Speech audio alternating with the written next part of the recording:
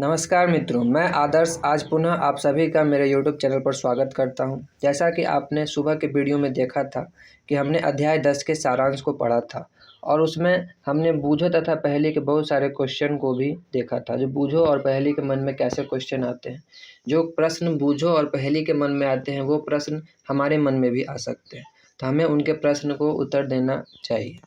तो चलिए आज इस बुक का अंत करते हैं, विज्ञान क्लास 6 साइंस, जिसका अंतिम चैप्टर है अध्याय 11। तो चलिए देखते हैं जो अध्याय 11 में क्या है। देखिए मित्रों, ये रहा चैप्टर नंबर 11 जिसका नाम है हमारे चारों ओर वायु। तो चलिए इस चैप्टर की ओर चलते हैं। देखिए दोस्तों, ये है चैप्टर जिसमें नाम यहाँ पे लिखा हुआ है। बिना देरी किए हुए हम सीधे सारांश की ओर बढ़ते हैं। ये रहा इस चैप्टर का सारांश।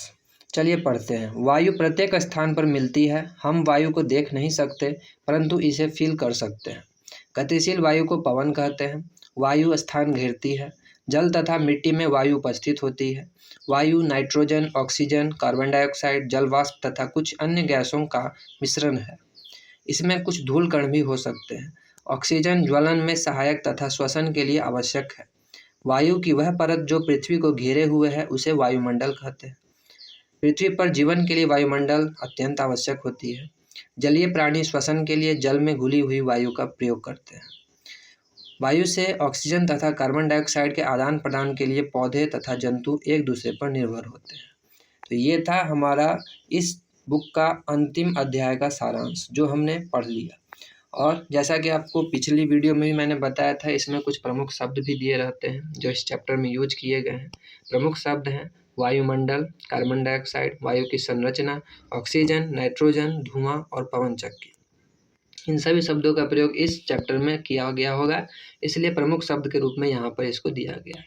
आप बगल में जो ये दो बच्चे देख रहे हैं, ये है पहेली और ये है बूझो। जब ये चैप्टर चलता है तो इस दौरान इनके मन में जो प्रश्न आते हैं तो ये अपने शिक्षक से प्रश्न को पूछते रहते हैं। तो चलिए इस देखते हैं इस अध्याय में भी इनके मन में क्या प्रश्न आया है और इन्होंने क्या पूछा है।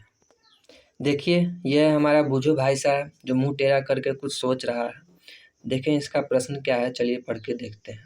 बूझो आपसे यह प्रश्न पूछ रहा है कि चित्र 11.8 में पुलिसकर्मी ने मुखौटा क्यों पहना है। तो सबसे पहले तो हम देखते हैं जो 11.8 चित्र कहाँ है। देखिए ये रहा 11.8 चित्र। क्या लिखा है इसमें? भीड़ भरे चौराहे पर एक पुलिसकर्मी द्वारा मुखौटा पहनकर यातायात नियंत्रण किया जा रहा है। तो बूझो के मन में यह प्रश्न आया, जो ये पुलिस जो है, ट्रैफिक पुलिस, इसने अपने मुंह पर मुखौटा क्यों पहन रखा है। साधारण सी बात है, ट्रैफिक है वहाँ पर तो वहाँ पर प्रदूषण हो रहा होगा, तो प्रदूषण से बचने के लिए पुलिसकर्मी ने अपने मुंह पर मुखौटा पहन रखा है।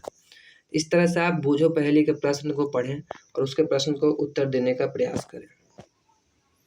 ये देखिए ये पहेली है जो आँख खोल के अपने गाल पर हाथ रख के प्रश्नों के बारे में सोच रही है। देखें पहेली का क्या प्रश्न है। पहेली जानना चाहती है कि अगर पारदर्शी शीशे की खिड़कियों को नियमित रूप से साफ न किया जाए तो वह धुंधली क्यों हो जाती है। तो इस प्रश्न का उत्तर आप कमेंट बॉक्स में देंगे, मैं देखूंगा जो आपने अपने बुद्धि विवेक का प्रयोग करके इस प्रश्न का उत्तर दिया और वह उत्तर कितना हद तक सही था। तो चलिए मित्रों, अब इस अध्याय को और इस अध्याय के साथ इस पुस्तक के अंतिम सारांश को ख़त्म करते हुए हम इस वीडियो के समापन की ओर बढ़ते हैं और आप लोग से आशा करता हूं कि आप इस वीडियो को पसंद करेंगे और इस चैनल को सब्सक्राइब करके वीडियो को लाइक एंड शेयर करेंगे। तब तक के लिए बहुत बहुत धन्यवाद। नमस्कार।